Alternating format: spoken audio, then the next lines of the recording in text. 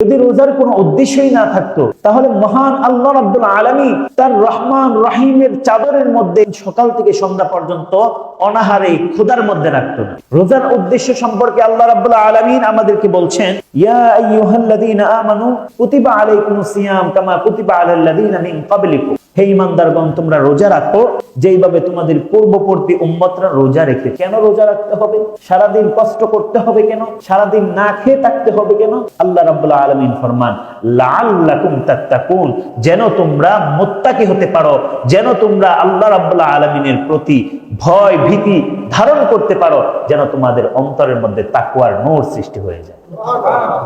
এটা হলো রোজার উদ্দেশ্য। সাধারণত যদি কোনো ছোট্ট বাচ্চা হয়, ছোট বাচ্চাকে তার মা কোনদিন কোন অবস্থায় সে সারাদিন না খেয়ে থাকবে এটা সহ্য করতে পারে না। তো আল্লাহ রাব্বুল আলামিন 70টা মায়ের চেয়েও বেশি রহমান এবং রহিম।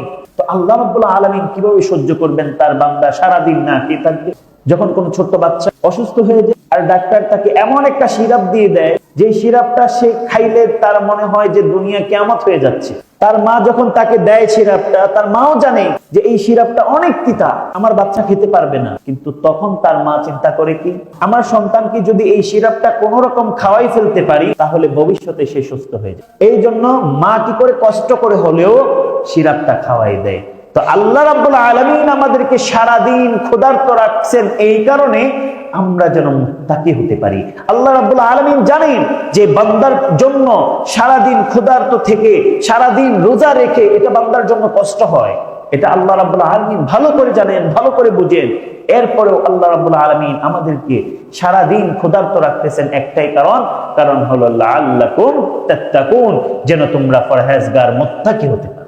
আর এই কষ্ট যখন আমরা সারাদিন করব, সারাদিন কষ্ট করার পর যখন আমরা আল্লাহ রাব্বুল আলামিনের সমীপে হাজির হব, যখন আল্লাহ রাব্বুল আলামিনের দরবারে হাজির হয়ে বিসমিল্লাহির রহমানির রহিম বলে ইফতার গ্রহণ করব, আল্লাহ রাব্বুল আলামিন বলে, ও আমার বান্দা, তোমার সামনে ইফতার ছিল, তোমার সামনে খাবার ছিল, তোমার সামনে পানি ছিল, সারাদিন তুমি পানি দেখেছো, খাবার দেখেছো, কিন্তু এক ফোঁটা পানি তুমি গ্রহণ করো নাই, এক টুকরা খাবার তুমি গ্রহণ করো নাই, একমাত্র আমার জন্য।